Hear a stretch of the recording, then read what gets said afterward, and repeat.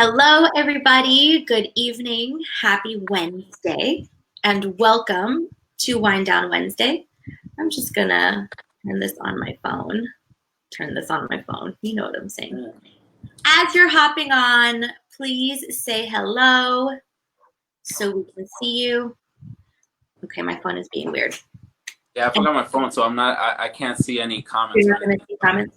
Well, I'm gonna see comments here, and I'll put them on the screen. Okay, cool. Hi, who's here? I see someone's watching.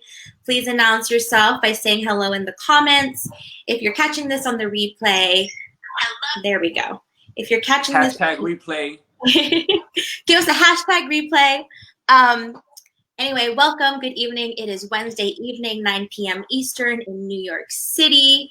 And if this is your first time here, hey, Natalie. Oh my gosh, hi. If this is your first time here to Wind Down Wednesday, welcome. If this is your second through nth time here, welcome back. As always, every single Wednesday, from South Africa, hi, Ilsa, is that how you say your name?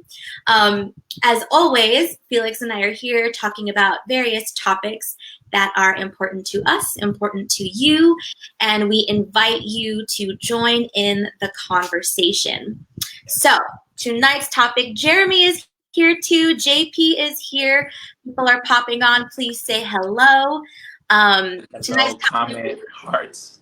Comment, hearts, all the things. So tonight's topic is how to let go and move on. Hey, Jeremy, I said hi to you already. And so the reason why we picked this topic, so as you may know, we had a pretty intense, well, maybe intense for some, but generally intense full moon eclipse in Sagittarius on Friday. And I don't know about you, Felix, or any of you watching, but that full moon eclipse hit me hard. Like, I literally felt like I was riding on this cosmic roller coaster from Friday afternoon all the way until when I woke up Sunday morning. I felt completely ungrounded. It was insane. So that was the full moon. And so right now we are in, yes, Natalie, it hit you hard too. Oh my gosh, so hard. And so now we're in the waning phase where from the full moon, it appears to get smaller and smaller and smaller in the sky, preparing for the new moon. So a really good theme during a waning phase is about letting go and releasing, right? Because when you think of the full moon, she's up in the sky in her fullness and all her glory, essentially sitting on her throne, saying, here I am. And then she starts to kind of, retreat.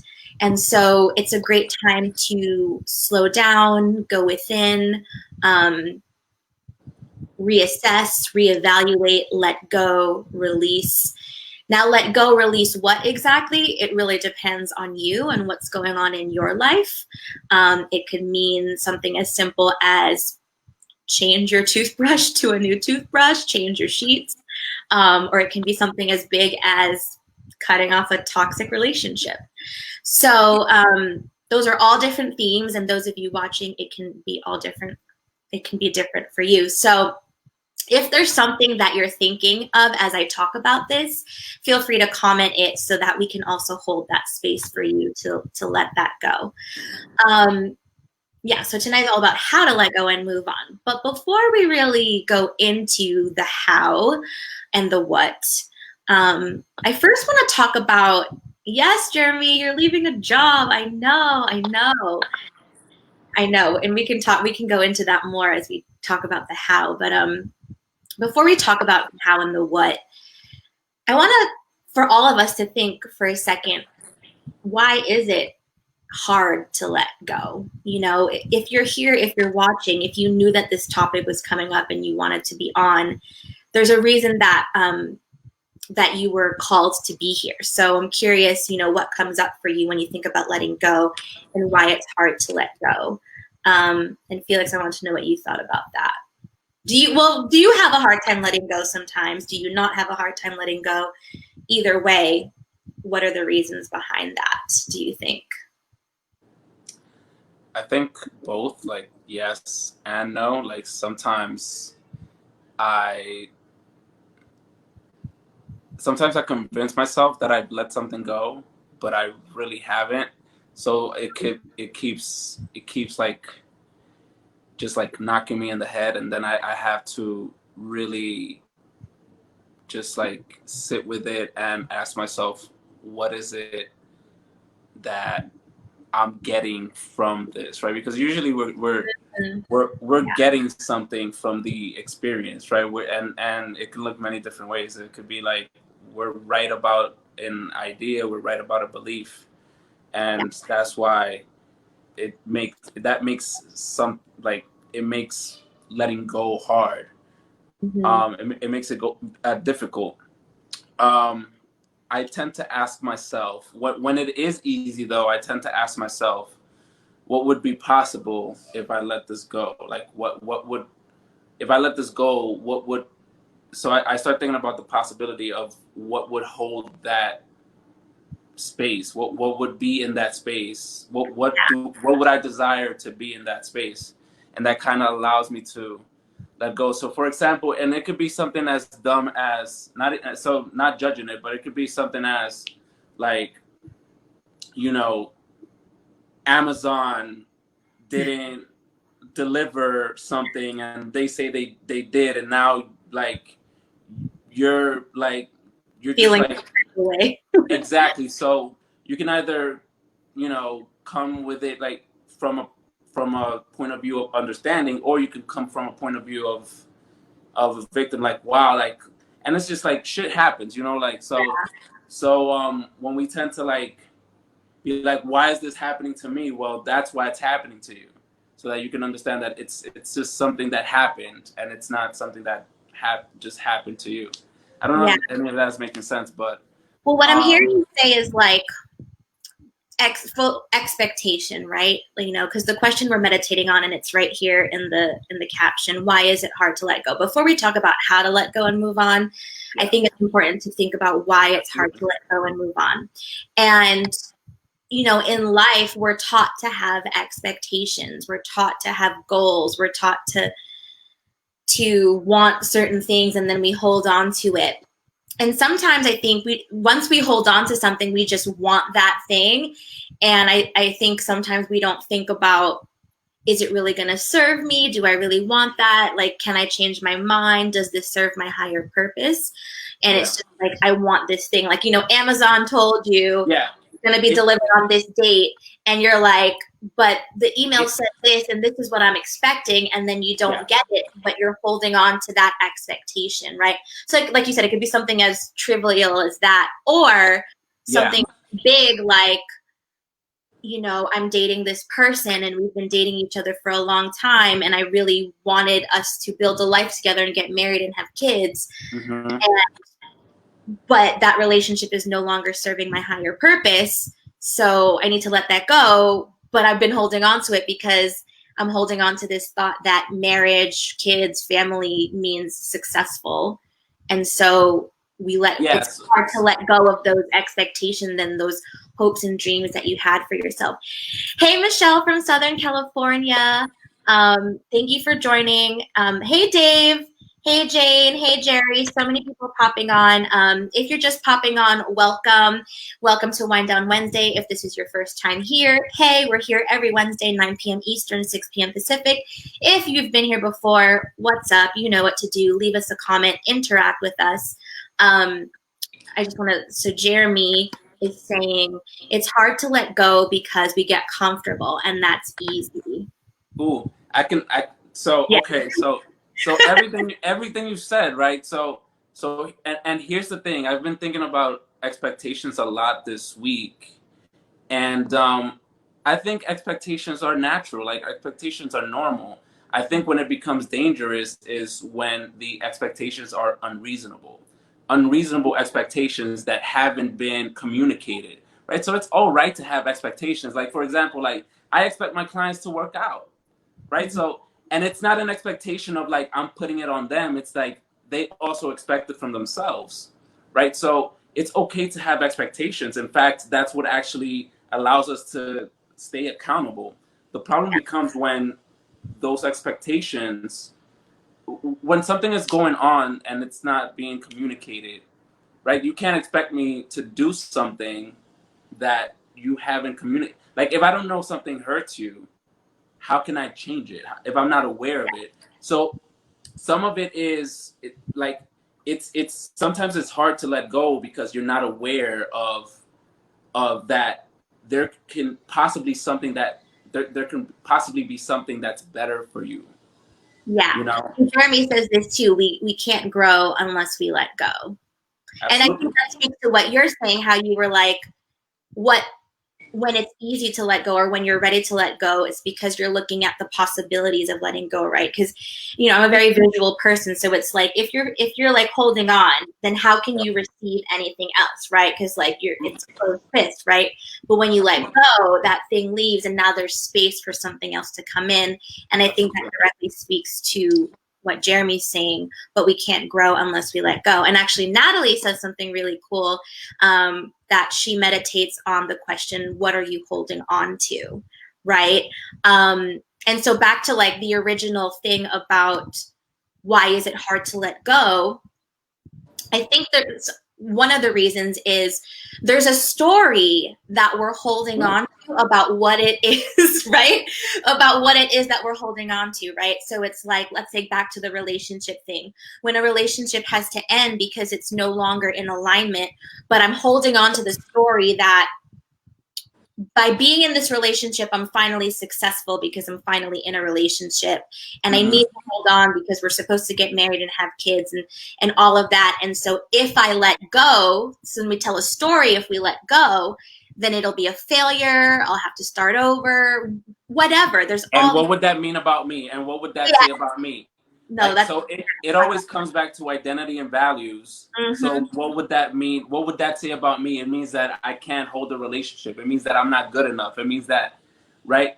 Where and let's be clear, for a lot of people, the relationship should have ended long ago, right? So and it's not that neither person is bad. It's just the timing can be wrong, and they can be incompatible. They yeah, could just you could just really like someone a lot. And yeah. and here's the thing about I believe about love, and I think I know we're like cross section. The thing about love is that you can fall in love with anybody, and I like fall I in love with everyone like every day. I believe that you can fall in love with anybody. Mm-hmm. Um, you can get annoyed at anybody. Like you can hate anybody. It's like depending on the moment. So um, yeah, Yeah. I hope I Michelle explained. said something really awesome. A habit of thought is hard to break until you replace it with new ones. Right. So it's kind of back to speaking to that thing of like holding on, meaning there's something there taking up space, taking up actual real estate, feelings, a person, all of that.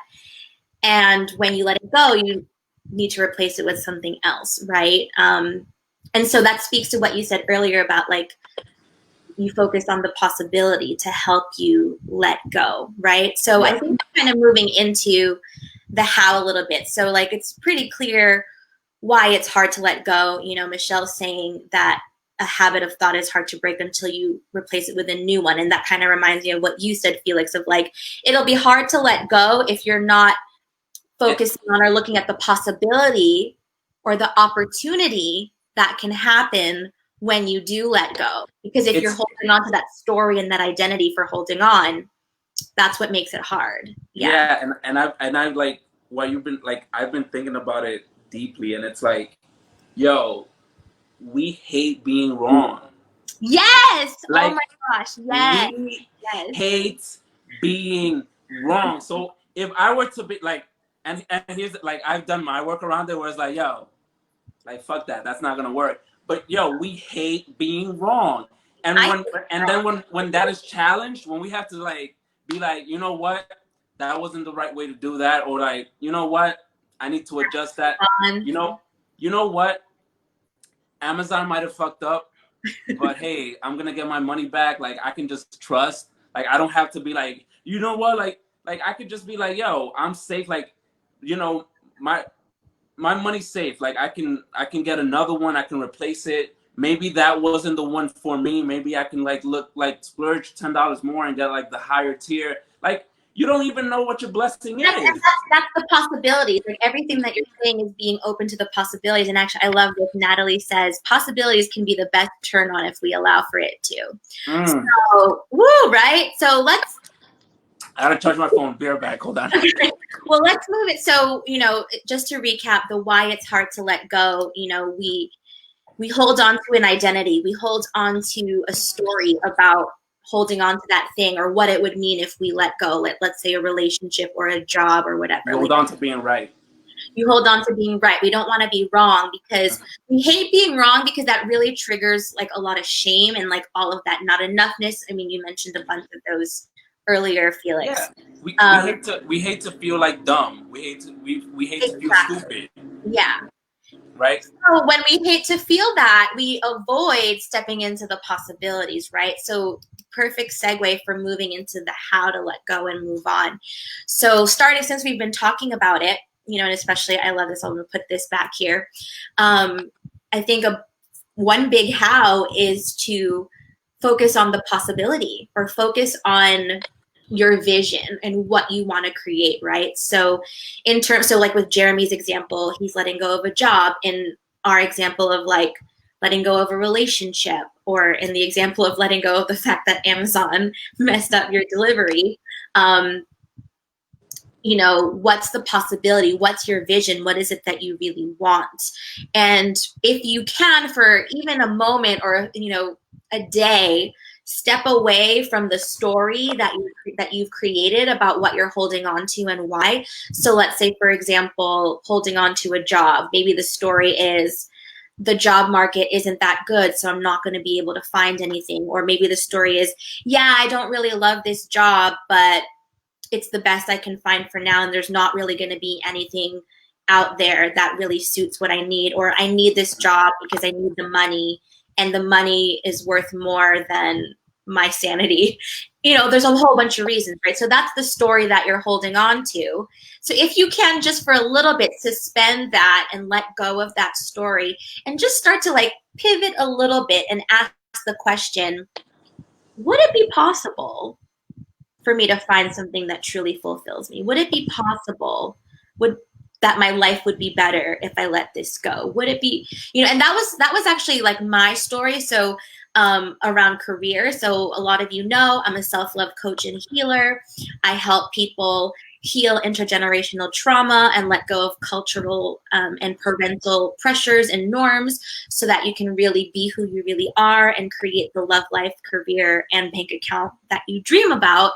And my career story was that like Filipino American, my Filipinos know you're only allowed to be like a nurse or a doctor or an engineer or a government worker. If you're anything else, then you're weird. Like definitely don't be anything artsy fartsy. And so I graduated with an engineering degree and I worked on Wall Street for almost 10 years. And so I fit the bill. Like all my titas and titos, that's aunts and uncles in Filipino, were like, oh my God, you're so successful and all of that. But I felt passionless and soulless. And I just felt like this machine pushing buttons and I didn't feel creative. But the story that I held on to was like, nope, I'm successful. This is the picture of success. I make really good money. My family accepts me. The culture accepts me. Everyone's praising me. And so I was holding on to that. But I always remember the moment when I was sitting at my cubicle and just being like, is everyone this unhappy? I just by asking questions, I'm just like, is it possible that I can be a little happier than this? Is it possible that I can find a career that makes me feel creative and passionate and fulfilled? Is it possible? And so the obvious answer that came up just by me being with the question and being open to the possibilities, like you said, Felix, and like Natalie said, the possibilities can be the best turn on. I'm just going to put that back up because that's so awesome. So I allowed myself to get turned on by those possibilities while I was still at work. And I didn't figure it out right away. I didn't leave the job right away, but I allowed the unfolding of that because I was focused on the possibility. I started talking to people in different industries, and I started talking to people who I perceived seemed to have pretty happy lifestyles and make good money and be creative. And I would just be like, how did you get here? Like, what did you do? Is it possible for me to like do this? Yeah, go ahead. No, that's such a good point. Like there's a level of curiosity that it takes, like, for you to like start going into a different direction. And I think for most people, they think that it's gonna that like it's like a lightning bolt that's gonna hit and it's gonna completely change your life. It happens as a process, and you chip in and you're like researching and you're understanding this whole. I left corporate gyms because of that, and I moved into schools, and I was working with kids for a little while, my life like became a million times more fulfilled because I followed my heart. But it happened like it was It wasn't a like, journey of discovery. I love that. So open yourself up to the possibilities. Step one. Well, not these are not like linear steps, but one thing you can do. Open yourself up to the possibilities, right? And Felix, you and I, we say this almost every single time because we're a big advocate for questions versus statements, right? So if you say, oh, there's no possibility for me to leave this job, or there's no possibility for me to be fully creative and alive in my career, boom, that's it, full stop. You're cutting off your possibility. There's no space. Exactly. So you just have to start with the question, like, is it possible? Like for me, is it possible that people are happy? Is it possible that people are happy and making good money? Is it possible that I know people like that? And then following the curiosity. And then completely not looking to answer it, not no or yes, but just like looking, because the opportunity is going to show up, that it's going to show you that it actually is possible. But looking to not answer it, just looking to be in the question, which is the idea, right? Yeah. Oh, and Kat's in the building. What's up, Kat? My auntie Alan's in the building. Hi, auntie. Holla. Mike, Reggie. We got a lot of people in the building. Give us some hearts. Say hello so we know that you're here. Hey, Kat. Hey, Jeremy. Hey, Natalie. So my favorite thing about follow your curiosity, and I actually got this from Elizabeth Gilbert or Gilbert. I don't know how she says her last name. But anyway, it's the author of Eat, Pray, Love. And she talks about passion versus curiosity. And she's an advocate for like follow your curiosity, right? And to your point, because I think when it's like, how do I let go? How do I move on? And we get so like focused on the how, and I need the answers right now. And what you just said is like, let go of that. Just really open your energy up to receiving the possibility. Let go of letting go. Let go of letting go, because you gotta let go. Exactly. Because you can't like consciously be like, I want to let go. I want to let go. I want to let go. Let's and that has you holding on even more, right? And so like following your curiosity is really good, and it's a little bit of a lighter, less pressure energy than what's your passion, or like that's like in career, right? Or let's say we're talking about romantic relationships. It's like, well, who do you want? Like, what's your checklist? Like, describe this perfect lover, you know? And it's just so much like pressure and constriction versus like, what kind of partners would you be curious in being with, you know? Or what are you curious about career-wise that you can start to look into or open up to and try on, you know? So curiosity kind of also relieves that pressure. Oh, I love this. Michelle is saying, I started saying, what if, and then you feel into the blank. So is that, am I getting that right, Michelle? Like where it's just like you just ask the question and you feel into what's coming through. And that's a perfect way to like describe what we're talking about, where it's like, ask the questions, open yourself up to the possibilities. Even if you don't have a specific enough question, you can even say, what else is possible? Even that alone, like let's say you're sitting at your job that you hate, or you're in that relationship that's not working, or you're single and you're like, what the fuck? You know, it's like, what's possible here? And then you can ask that. And then I think too, it's like, and do I have evidence? Or do I have people in my life who have evidence? That also kind of helps, right? So I always ask myself that when cooking dinner. So what's possible tonight? It works for everything. It does. It works. What's possible, and then follow your curiosity too. Like, I'm curious what's in my pantry. I'm Because no, curious. there's shit that there's stuff up there that I'm like, oh shit, I didn't even know I had this. This is cool. No, I made some chicken tonight, barbecue chicken. What? Like, I'm not gonna talk too much about it, but it was amazing. It was great. I fucked it up. Your barbecue. I had what did I have? Beef and bok choy. Let's get back to it. Well, you brought it up. Anyway, we're gonna distract. So, okay. No. So open yourself up to the possibilities. Get turned on by the possibilities. Yes. Follow your curiosity. Yes, Natalie, with the recap. Okay. I like it. Natalie gets a gold star. Open up to receiving the possibilities. Gold stars. You're giving out gold stars? Follow your, yes, I'm giving out gold stars. They're giving us hearts, so I'm giving gold stars. Follow your curiosity. Look around and ask the questions. Let go of letting go. Yeah. So it's as simple as saying the answer's in the question, right? We don't want the right, like the answer's in the question. If you have the courage to ask the question, the answer's gonna come, and it's not gonna come in a sense of words. You're gonna feel it. Feel the answer, Yeah. and also don't put the pressure on figuring it out right away. Just allow it to show up, because when you ask the question, the opportunities are going to show up. Natalie loves that. The answer is in the question. That's so fucking hot. Yeah. So hot. Well, and here's the thing. So what I've learned works best, and I'm basically saying the same thing you're saying in a different way, where it's like, don't worry about the how, because you first have to open yourself up to the possibility. You first have to open yourself up to receiving it.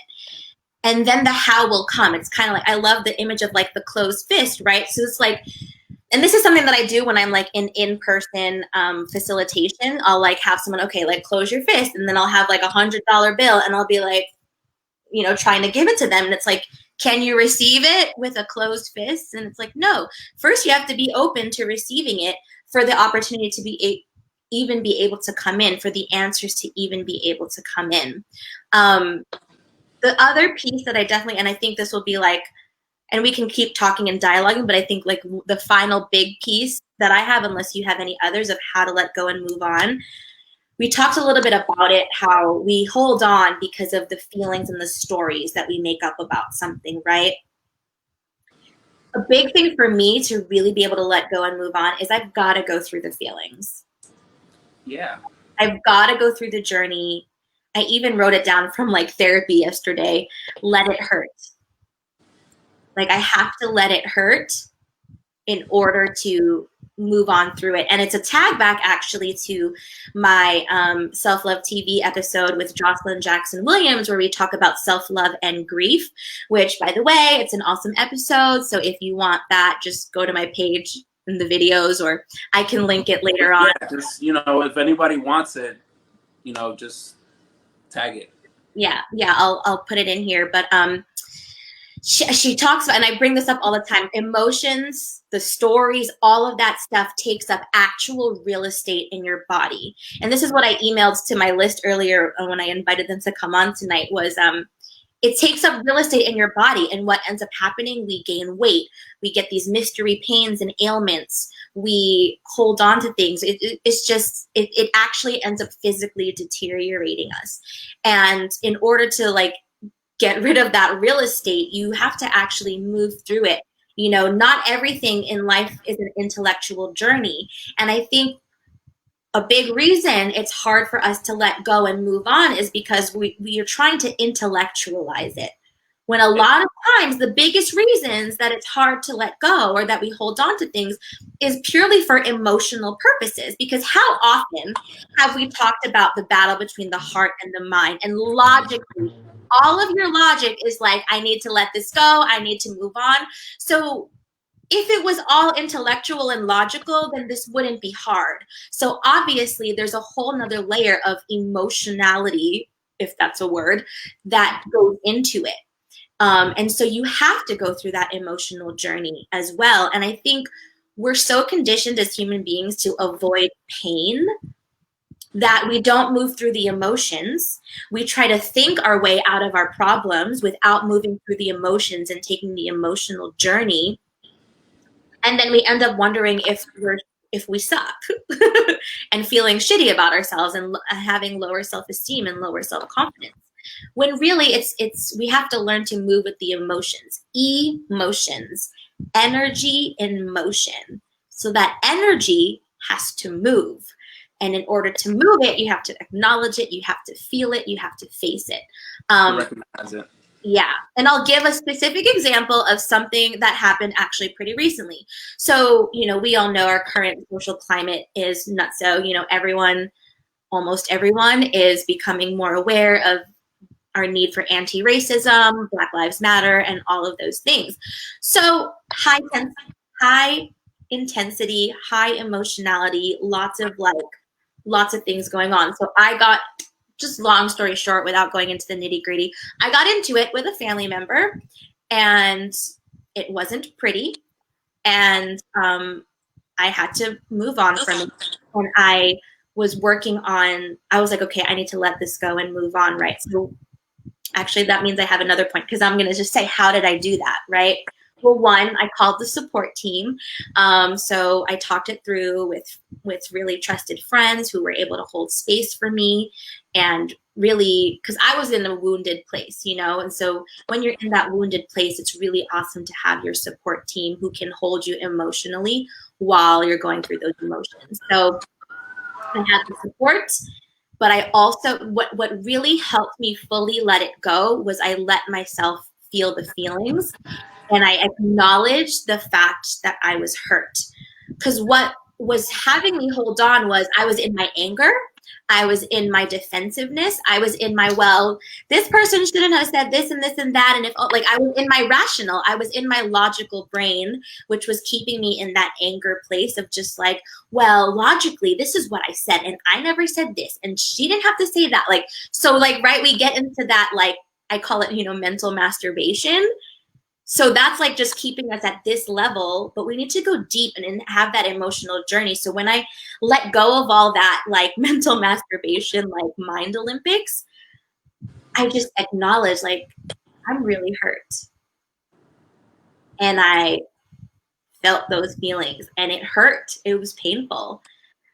But when I felt those feelings and I loved myself through them, and I had the support team to love me through them as well, today I'm feeling totally different than I was yesterday about it.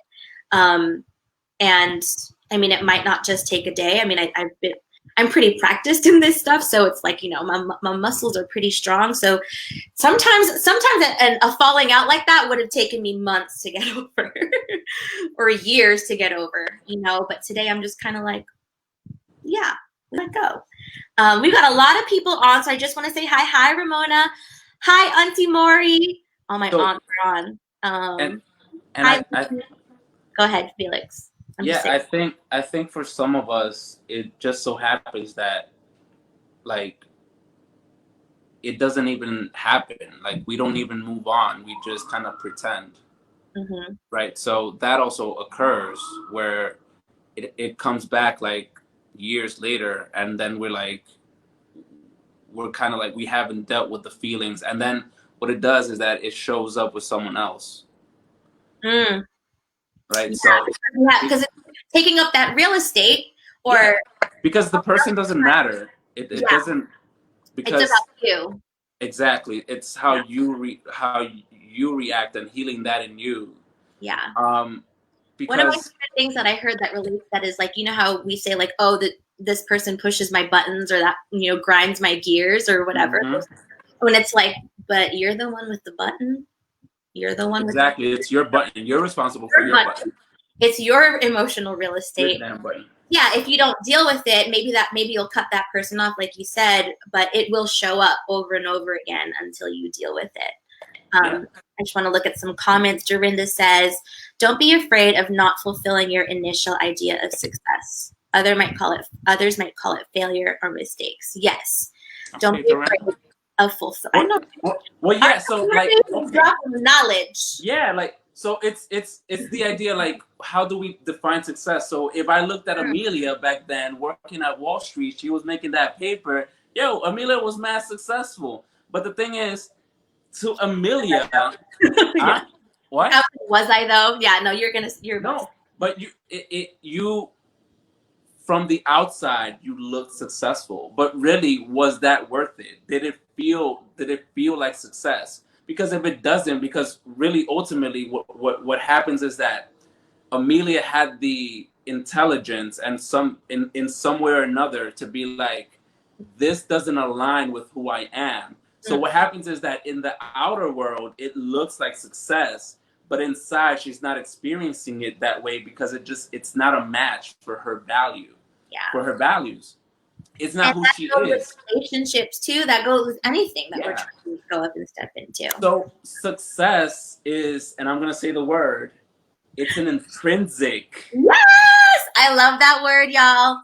Success is, it's not an extrinsic, like, yo, you see people with the cars, with the chains, with the money, like, yo, people that show money got no money.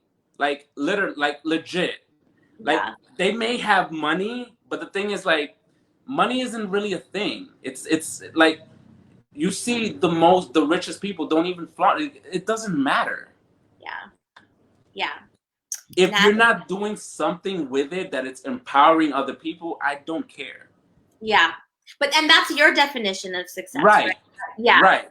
So I guess that's another piece too. Like as you're thinking about possibilities, really think like, okay, what is it that I want? What are my definitions? Because like for me, when I was working on Wall Street, I was going by other people's definition, right? Or even like when you're in a relationship you shouldn't be in, you might be going by someone else's definition, or not even someone else's. It could be the old version of you's definition. Because for a long time, I mean, I was on Wall Street for almost 10 years. So for a while, I was like, I'm killing it, Right. It's until like, I was like, not. it's like the guy. It's like the guy that's to his homie, like, yo, my girl's hot, right? Like, yo, what you think about her, right? It's like, who the fuck, like, why? Like, it doesn't matter. Yeah. You've Yeah. already like, you've already kind of like shown where you're like that. You're not. The value is in, it's extrinsic. Like, you don't really care about what's inside. I don't I'm know. going to go through some comments here. So Natalie says, that's what I teach my clients, how to embrace the emotional real estate in the body and move into a new narrative. Yes, for those of you watching, Natalie is a very talented feminine movement instructor. I don't know if you have a new title, Natalie, but yes, Natalie has been my teacher in my sensual movement journey, and she has definitely helped me move through some emotional real estate in my body that has unlocked me to new possibilities. Um, yes, Dorinda says going through the emotions is healing. Emotion, energy, in motion. What? Michelle, So, and yeah. I'm sorry. What was that long Yeah. ass? This is back to Michelle Yeah. because she's the one who shared the tool of like the what if. Yeah. So I was fearful of losing my business when COVID hit, as a lot of us were. I started saying, what if my business was thriving anyway? And that's when I would be able to receive an answer to start an e-commerce business. So This is giving me the ability to release the fear. Yes, so I'm much gonna. there. So I'm gonna funnel it back to self love because this is what this is about. So stress is, we have to really focus on self love, and the thing is, like, self love doesn't. It should be a practice that you should have time for self love every day, because what it does is that it takes away, like, we hold things in our body, right? And what it does is that we hold stress, and really stress, when we're like overstressed, when we're overwhelmed, what's happening is that we're actually, stress is energy that we hold in our bodies, right? So when we have a tightness in our shoulder, that's stress. Our bodies our muscles are tightening up. That's stress that we're holding in our body.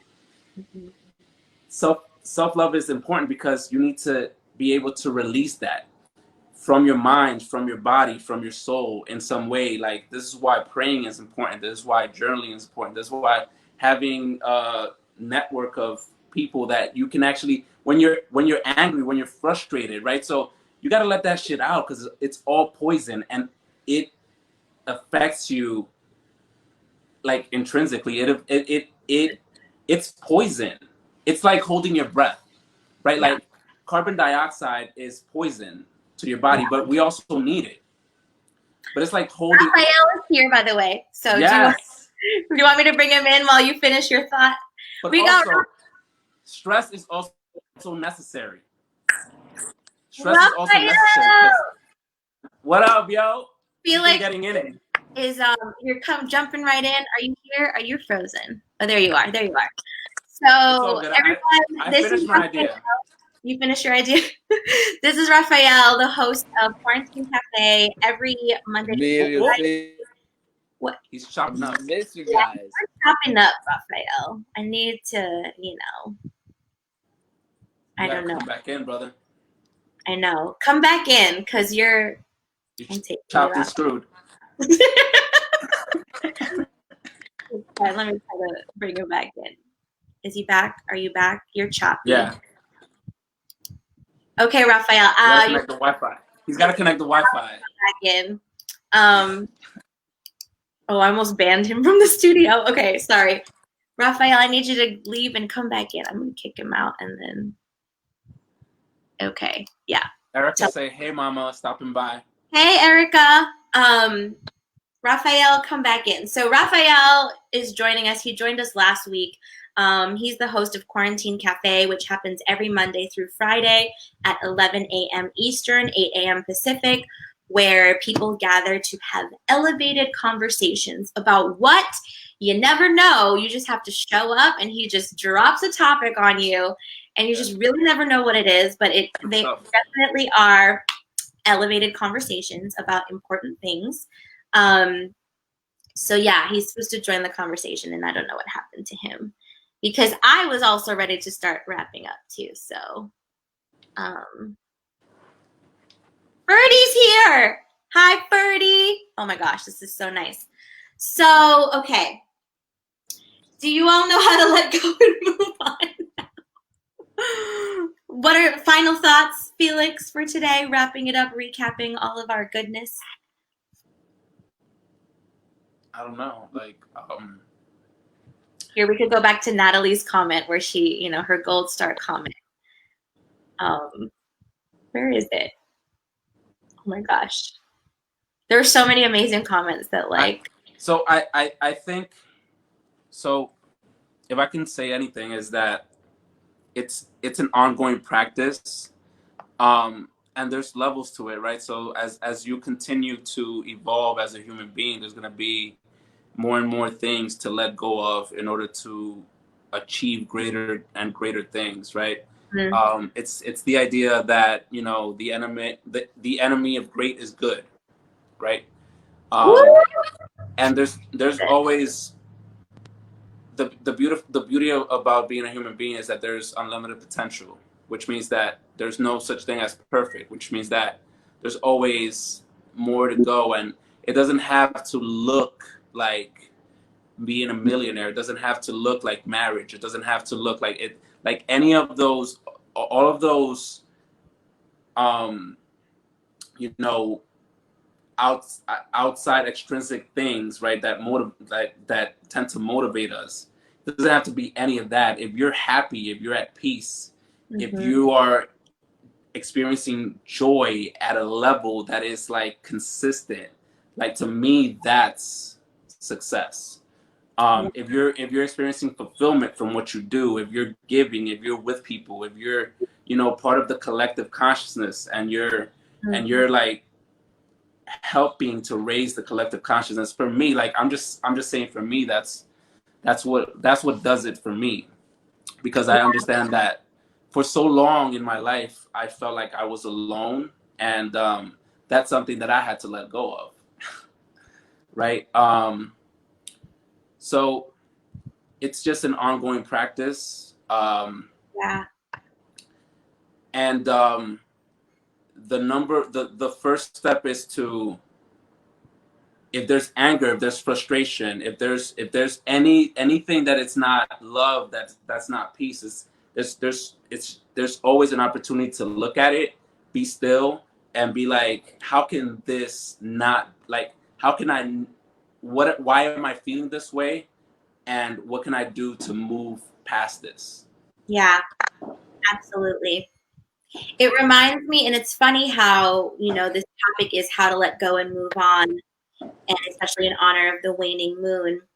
But so much of it came to being about success and like worthiness and things like that, which I see it. It's definitely tied, right? Because the reasons why Raphael's back. The reasons why we stay holding on, let's bring him back before I go into that. Okay, you're here. Yeah. And he Okay. looks good. You look good and you sound good. So everyone say hello to Raphael. We are talking about how to let go, and can I say something about that before you jump in? And I love that you're here, Raphael. Thank you so much for being here. But with letting go comes attachment, right? So there's always an attachment. Yeah. To anything that requires letting go, there's an attachment to it. Yeah. So it's just something to look at. Absolutely. So I'm going to say what I was going to say, and then Raphael, but like, I'm sure you'll, so today's topic, we're talking about how to let go and move on. We just had this really intense full moon in Sagittarius on Friday, full moon eclipse. And so right now we're in the waning phase of the moon, which is a great time to look at what you are letting go, what you are releasing. And it can be something as small as a limiting belief about, well, that's not small. It can be something small. It can be something inner. It can be something outer. So like you can be letting go of limiting beliefs, old ways of being, or, whole ass relationships, whole ass jobs. And what we invited everyone watching is, it's different for you and where you're at in your life right now. And we had some really good recaps, some really good commentary here. And what we were seeing was that in this conversation of letting go and moving on and the stories we tell about that, it was intrinsically, naturally linked to our definition of success and worthiness and what that is, right? Because we hold on to things because we feel it means we're successful and worthy or enough. Or we let go of things because we feel it means we're successful or worthy or enough. So what I was going to get into is Cat. What I was going to get into, Cat is being silly and saying small any chance she gets because I said small. I love you, Cat. It comes back to this, and I do this exercise with my clients all the time because my work is self-love, right? Self-love, self-confidence, all of that. And so what do people want? They want to be happy, they want to be successful, they want to be worthy. And so for me, it's like, well, what makes a person successful? What makes a person happy? What makes a person worthy? And I know, Felix, you shared some of your definitions, right? But the thing is, the thing is, everyone has their own definition of that. Absolutely. And I think when we hold on to these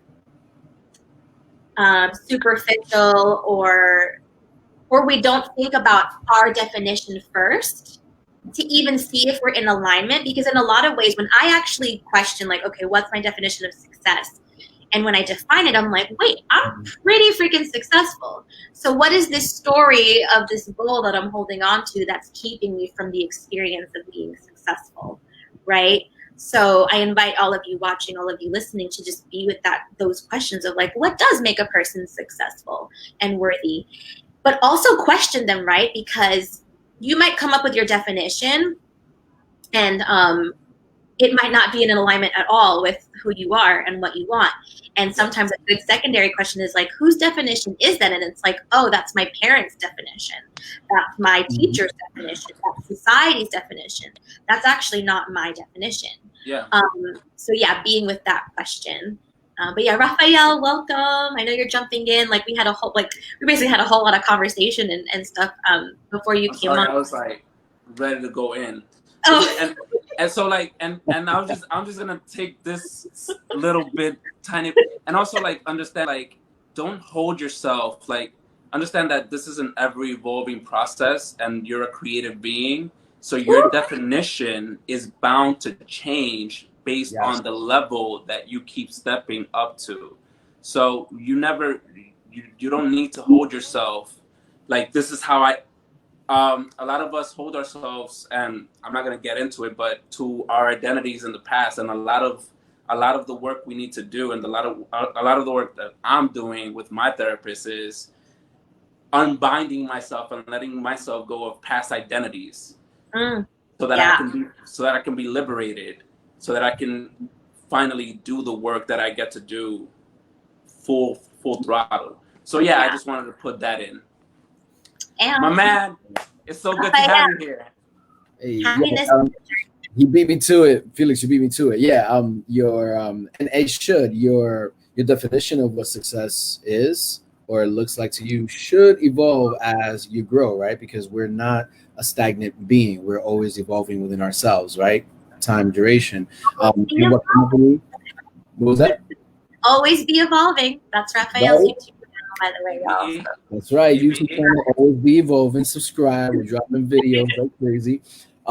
What came up for me is there's a show called it's not Blackish, but it's from the producers of Blackish. Black AF. Yeah, like Okay. yeah. So, one episode, the father figure, he's faced with that because his idea of success meant having a gold rope chain and tracksuits, which is all he wears. And he really had to sit with that and be like, "What? Where did that come from?" But his idea growing up of success was watching black men who had gold rope chains and tracksuits, and it was so ingrained into his psyche that he had to like really sit with it to figure out, why do I do this? Oh, it's because my idea of success is predicated by this notion that was taught to me, right? Mm, And after that, he was able to decide whether he wants to keep it or not. And I think that that's the way that we should go about life, like really sitting with what is successful for us and also why. Why is it that my idea of success looks this way? And it could be right now, but it will give an opportunity for you to understand later on why you chose that to be your zenith of what success looks like. yeah. And tying that back just to the topic of today, the reason we're talking about this is if you're just hopping on and you know the topic is how to let go. The reason we're even talking about our definitions of success is because that does feed into the things we hold on to and the things we let go of, right? Because we're holding on to that preconceived notion of what success, happiness, or worthiness is, right? So, yeah. I'm trying to find Natalie's gold star recap right here, but we had some really, as a collective, we came up with some really good things, right? So open yourself up to the possibilities, feel through the emotions, ask questions, open yourself up to the questions, let go of letting go. A couple of things I want to talk about too are, oh my gosh, first of all, yes, Kat. How do all three of you sound sexy and look so sexy? All right, Kat. Self-love, baby, self-love. Self-love, we just allowing it to shine through, one thing I definitely wanted to say too, That comment made my day. I'm sorry. That made my day. I feel really good right now. Yo, I love Felix. He is so genuine. He's like, he smile from ear to ear, like, yep, that did it. That made my day. we got what we came here for. Kat came through to just plaster these huge smiles on our faces. I want to let y'all know about a couple of my favorite books, a few of my favorite books to yes, self-love is good. A few of my favorite books for letting go. One is I'm like too much all over the place. Okay, one is Letting Go by David R. Hawkins. And some of you saw my world premiere of my new website a couple of weeks ago. So if you go to EmeliaFortes.com/career, wait, I can actually show y'all. Let's share the screen. Although I'm scared. What if y'all see my porn? I'm just kidding. So good. So can y'all see this? So this is my world premiere of my website. So if you go here, and you can go to career and business, and I have here, just click books, and it'll take you to my favorite books. So this one right here, Letting Go, the bottom right, Letting Go by David R. Hawkins. I actually have the audio version of that book, which is pretty tip because you just, oh wait, it didn't open it up. Sorry, Nope. guys. You know why? It opened up a new tab. Yeah. Stop. Share. Let me share again. I'm learning this new thing, y'all. I'm going to just open the whole application window. We're just going to do that. Wait, what are you guys drinking? Should I make a drink? What's going on? Oh, I was drinking Filipino lemonade that may or may not have vodka. So can y'all see this now here? So this is the career page. Okay, so when I click power of now. Yeah, when I click the career page, go here and free resources, you click books. And these are all my favorite books for career and business, but this is the one about letting go. Letting Go by David R. Hawkins. Like I said, I have the audio book version of this. And even just listening to it, even if I'm not really paying attention, it just helps me let shit go. Because he's so cheeky about it. He's just like, just let it go, just let it go. I mean, it's a lot more involved than that, but that's really all I remember all I know is when I listen to it, it really helps me let go because it's about surrendering. And it's like, let's say you let go of one thing and then the next thing happens. So you got to let go of that and you got to let go of that and you got to let go of that, right? And speaking of, actually all these books down here are really good for letting go. Speaking of surrender, my other favorite book for letting go is The Surrender Experiment right here, bottom left by Michael Singer, game changer. And then another favorite is if you go to the dating and relationships page, so ameliafortes.com/dating. And again, you go to books and you see here, there's all kinds of resources here for you. But if you go to books, the Grief Recovery Handbook is one of my favorites for letting go. So those are my favorite resources there. And you can easily find that by going to my website and you can just purchase the books there. What about you all? Do you have any favorite resources or any final words to share with everyone on supporting them, letting go, moving on, stepping into success, self-love, worthiness, all of that? Yeah, my grandma, she told me, you know how to let go? That's Dominican grandma right there. One thing's for sure is that, listen, unless you let go, we live in a world of abundance, of course, and we're always and continuously manifesting, right? But the thing about it is that if we don't connect to what it is that we get to let go, the things that might have worked for us, it could be a tool that might have worked wonders for us. But right now, in order for us to grab another tool, we need to just let go of that to grab something that's going to work even better, right? Yeah. It's the difference between a cleaver knife and a paring knife, right? It's going to get down into the details, but in order to let it go, you have to understand why it's not working for you at the moment. Yeah. And actually that goes back, one of the first things you said, Felix, was like, what am I getting from this? What am I getting from holding on to this? The answer to that doesn't always come so easily because I kind of hate that question, but then I also love it because when I get the answer, I'm like, oh crap, like I'll say this one, which I think a lot of people will relate to, right?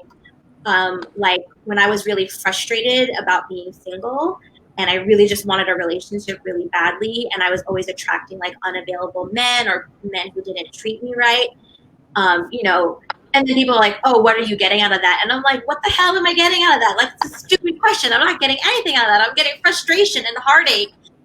But when I was allowing myself to be with that question for long enough, I was like, oh, I know what I'm getting.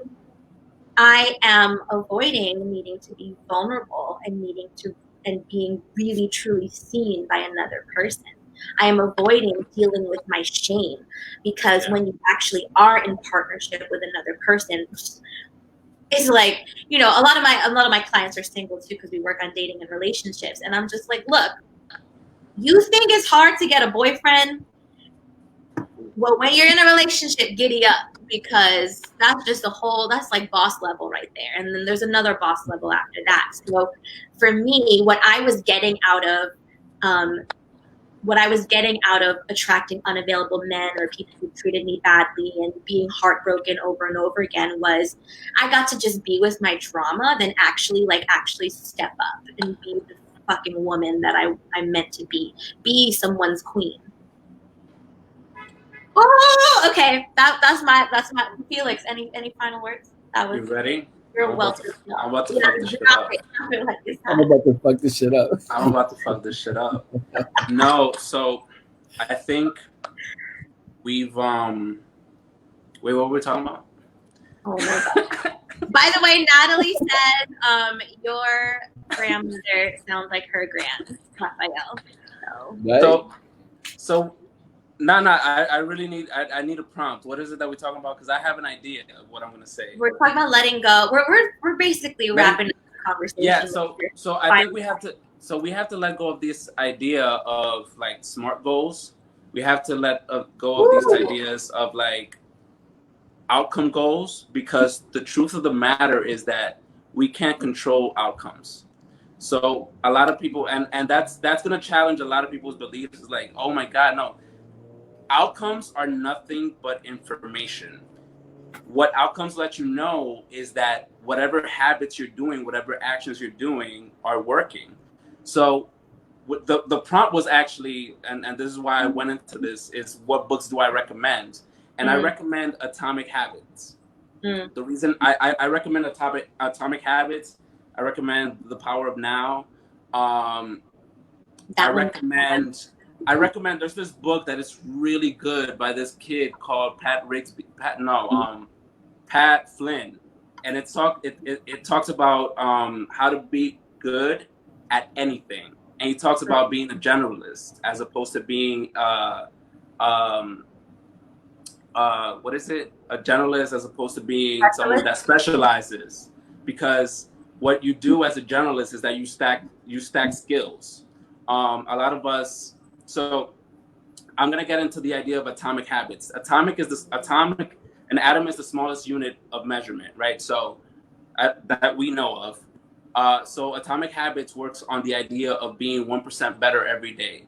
So a lot of us set the expectation that we have to do incredible things to be extraordinary. And the thing is, that's not true. In order for habits to stick, we have to make it easy enough that we can do it.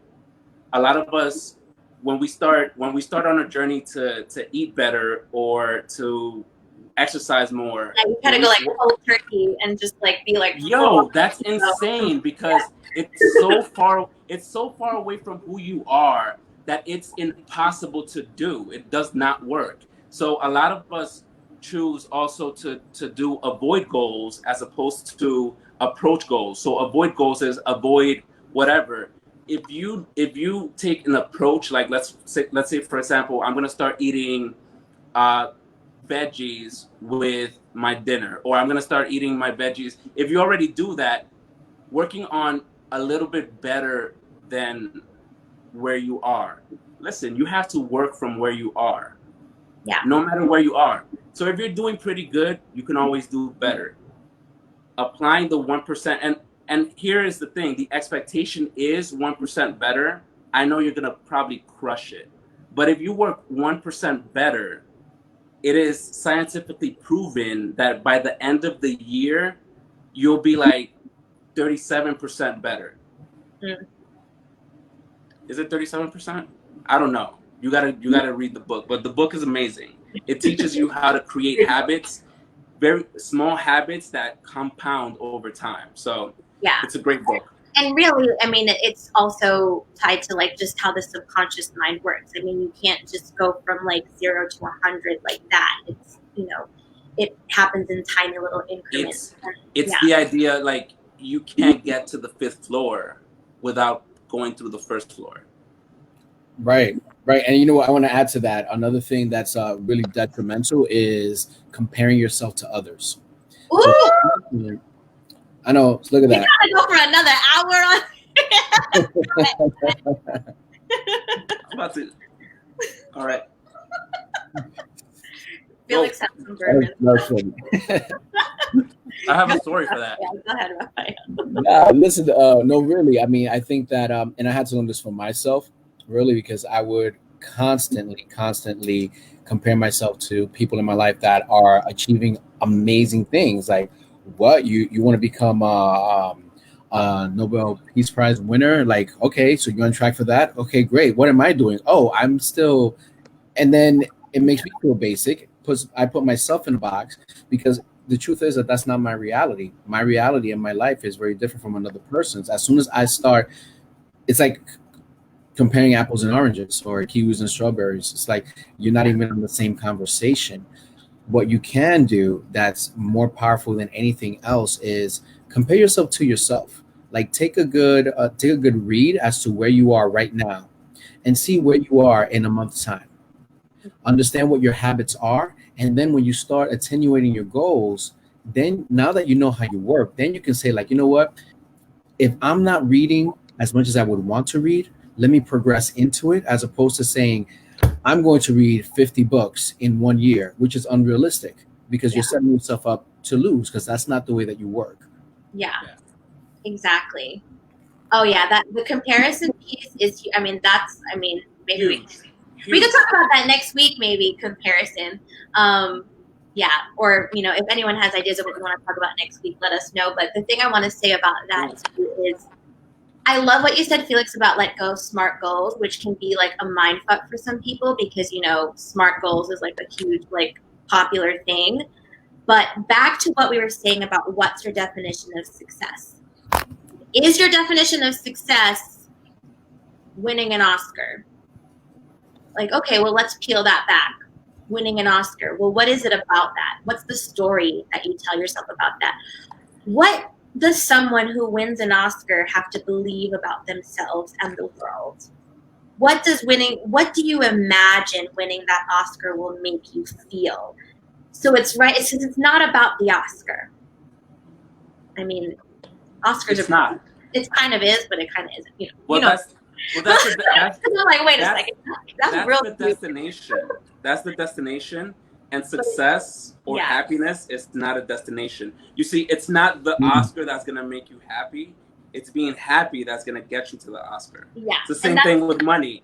It's not the money that's gonna make you happy. It's you finding your happy self that's going to get you to more money. Yeah. Right? Because now you're gonna start operating in a way that you're gonna start creating what you need to create in order to be. And here's the thing. I have no idea. Because I have no inclination to get an Oscar. But I know that at the end of the road, if you thought that the Oscar was going to make you happy, I know that it's going to make you happy for a very short time. And then you're going to start wondering, why am I not happy anymore? Well, and it's because it's the experience that you're really seeking, not the actual thing. And tying back to the topic of letting go, we need to let go of those things. What you really want to hold on to is that self-love, that experience, that feeling inside. It's like, be happy now, be successful now, and then everything else will feel like success. Everything else will feel like happiness. And the letting go piece is just because you're holding on to some story that maybe not even yours. More often than not, it's not yours. I'm trying to think. I want to say 100% of the time it's not yours. At least with my clients and with myself, it's usually not mine. Like, because the thing is, if you're in alignment with what you want and what is right for you, then you're just in alignment with it. Then there's no disconnect. There's no comparing. There's none of that. But yeah, I mean, okay, people are talking about breaks from social media to stop comparison. I'm sorry. Is that how you say it? So I didn't mean to take you out of the conversation, Raphael. Like, did that? Because I know, like, that's what we were kind of talking about. Does that make sense? Like, is that kind of like what you were saying? Yeah, and listen, and using that example, an Oscar. So at one point in my life, that was what I was striving for. Like, I wanted an Oscar because I'm an actor. I'm still an actor, and I write, of course. But when after like really understanding what it is I was searching for, or what kind of approbation it was that I wanted, an Oscar wasn't really it. and I brought up the subject of a Nobel Peace Prize. I would, to me, winning a Nobel Peace Prize would be that much more meaningful for me, because that means that I've been in contribution to society in such a way that has been recognized, as opposed to an Oscar, which means you're a good actor, you're a celebrity. I don't necessarily want a celebrity. I really want to be a difference. And I would like to get to a point when I'm doing that kind of service to the world that it would deem to be recognized. And that's like, look, that's like the mountaintop, right? But it just goes to show that, yeah, like understanding where it is that you want to get to in accordance to who you want to be ultimately will have you then show up differently in life. And the why, like the why beneath that, right? Because like how Felix said it, the Nobel Peace Prize, the Oscar, whatever, the boyfriend, the husband, the job, that's the outcome. And there's a story that we're telling ourselves about that outcome. That outcome will give me this feeling. It's all feelings based.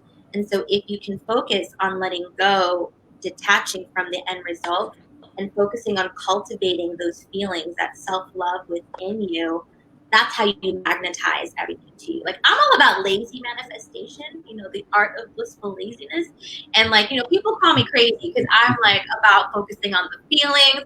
My manifestation happens like literally in my bed, in my meditation chair, and I just feel it. And then I open myself up to the question, and then opportunities just come in. I mean, that's just how I do it. That's how it works. I teach people how to do that. Like, but it's not about the outcome, because here's the thing. I have found so much more happiness in seemingly like mundanity or whatever than actually having the result, right? And I don't want to step up, because a lot of people in the comments are talking a lot about comparison and stepping away from social media, which I don't want to get too much into that. I feel like maybe let's talk about comparison next time, because that's a whole other thing. Yeah, but I'm glad that that's coming up for yourself. Oh, and Natalie's relating to your story, sort of.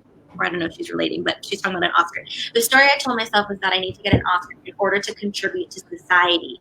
Yes, fuck that, I'm contributing now. Exactly. We think I need this in order to feel this or to be this, and you need to just be it and do it. And so, and here's I love what you just said. Like, I thought that I wanted the Oscar, but really what I want is the Nobel Peace Prize. And you got, and there was like a shift. There was a shift in like you identifying your values and your identity. Like, well, this is about me. I want to create impact. So it's the like, I want to get this from doing this, and it's like, no, you have to do this in order to have that. Like wait, can you put up the that comment that you just put up? Natalie's? Yeah. It says like, right, so I wanted to get an Oscar in order to contribute to society, and it's like, no, you got to contribute to society to get the Oscar. Mm-hmm. And then Dorinda's saying, wanting to achieve the outcome is a necessary step, just like going through the emotions is necessary to healing. I love that, Dorinda. Nice. And for me, the word that comes up for me with that is to decide, right? Because, and I actually was talking to a friend and a client today about this, where it's like, first you have to decide what it is that you want. It's like decide, then detach, right? So like for me, I've decided I want partnership. I want a family. Now I have to detach from who that is, from how that looks, from the way that happens. Because, and trust me, I've tried to control it the whole time. I tried to control it from soup to nuts, and it just doesn't work. So it's like you decide the outcome, but then you detach from the how. And one of my favorite things that I say to everyone all the time is like, let life blissfully surprise you. Yeah. So because I say God is a better chess player than we are, whether you believe in God or not, the universe, whatever. So let it surprise you, because when I look back at the things that I've let go of, back to our topic, they have happened in a way that I could not have even authored myself if I was trying to control all the steps, right? So it's like back to that letting go and all of that stuff, right? So I feel like someone's gonna jump into something totally different, but like I've also been trying to wrap this up for the last 15 minutes. I know. So we've left y'all with a lot. Because what's coming up for me is like one of the biggest lessons I ever learned. We're gonna be here till tomorrow. No, I wanted to say something too. I want to say something to that. Natalie is leaving, so the fact that Natalie is leaving, that means it's time to go. Look, thank you so much for this. Gonna go flirt with nature now. Before Natalie leaves, let me just say, I'm gonna let you finish, but let me just say thank you so much for, if you're leaving right now, thank you so much for being here. Wind Down Wednesday, every Wednesday night, 9 p.m. Eastern, 6 p.m. Pacific. What is it?